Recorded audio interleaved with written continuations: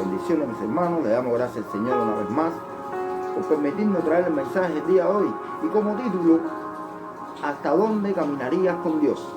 Y estamos leyendo en el Evangelio de Mateo, en el capítulo 14, versículo 24 hasta el 31, de la traducción del lenguaje actual.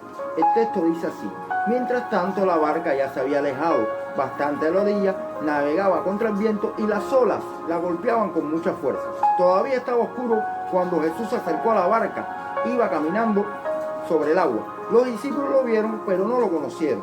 Llenos de miedo, gritaron: ¡un fantasma! ¡Un fantasma! Enseguida Jesús les dijo: cálmense, soy yo, no tengan miedo. Entonces Pedro le respondió: Señor, si realmente eres tú, ordena que yo camine también sobre el agua y vaya hasta donde tú estás. Y Jesús les dijo: ven. De inmediato Pedro bajó de la barca, caminó sobre el agua y fue hacia Jesús. Pero cuando sintió la fuerza del viento, tuvo miedo allí mismo y empezó a hundirse y gritó: Señor, sálvame. Entonces Jesús extendió su brazo, agarró a Pedro y le dijo: Pedro, tú confías muy poco en mí, ¿por qué dudaste? Amén. Mateo, como cobrador de impuestos, posee una habilidad que hace que sus escritos sean más interesantes para los cristianos. Se esperaba que los recaudadores de impuestos tenían una clase de taquigrafía, escritura, que Mateo pudo copiar palabra por palabra de lo que una persona hablaba. Amén. Mateo escribió el evangelio alrededor del año 50 después de Cristo. Todos los convertidos al Señor en ese momento eran judíos.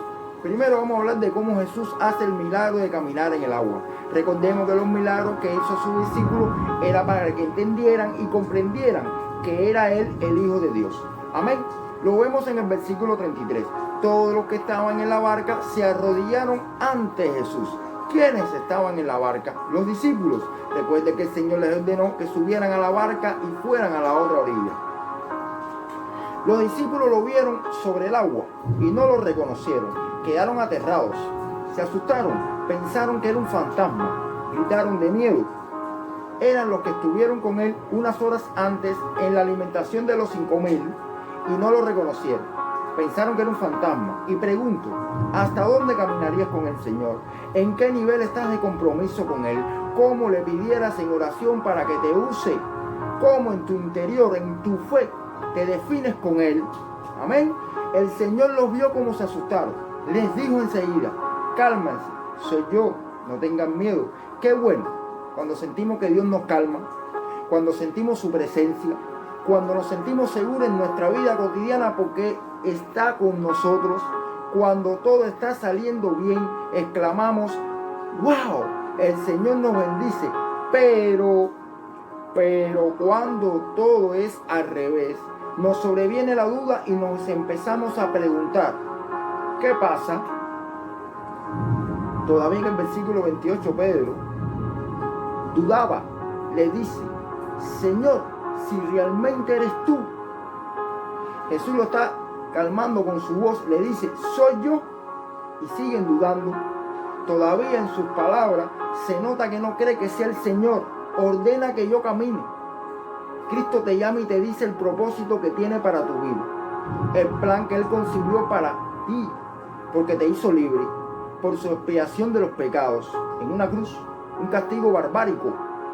Y todavía preguntas: ¿quién es el Señor? Y le pides pruebas, como hizo Pedro. Ordena que camine. ¿Cuántos Pedros tenemos hoy en día que piden pruebas y se olvida que es por fe? Hebreo 11:1. Confiar en Dios es estar totalmente seguro de que uno va a recibir lo que espera. Es estar convencido de que algo existe, aun cuando no se pueda ver. Amén. A Él nada más lo escuchas en tiempo de prosperidad. ¿Y qué pasa con el tiempo de pruebas? ¿Con el tiempo de enfermedad? ¿Con el tiempo de hambre? ¿No lo escuchas? ¿O dudas? ¿O te abandonó? ¿Te atacan rápidamente los pensamientos negativos? Seguimos como Pedro. Mándame que vaya a ti sobre el agua. Pedro le está haciendo una petición, pero Jesús sabía que dudaba. No creía lo que veía era real. ¿Qué respondió? Ven, dijo Jesús. Pedro bajó de la barca y caminó sobre el agua y fue hacia Jesús. ¡Qué bien! Cuando el Señor te llama y le responde, dejando tus comodidades de tu vida cotidiana por Él. Amén. Cito Filipenses 3:10. Lo he perdido todo a fin de conocer a Cristo, experimentar el poder que se manifestó en su resurrección y participar en su sufrimiento y llegar a ser semejante a Él en su muerte. Amén. ¿Qué le pasó a Pedro? Recuerden, hablamos de la duda de los discípulos, versículo 30, pero al sentir el viento fuerte tuvo miedo y comenzó a hundirse. Entonces gritó: Señor, sálvame. Ahí empiezan los problemas. Sintió el viento fuerte. Viste llegar el problema. Viste llegar la enfermedad. Tu situación económica empeoró. Se te mueren los familiares y te alejaste de la solución que es Jesús.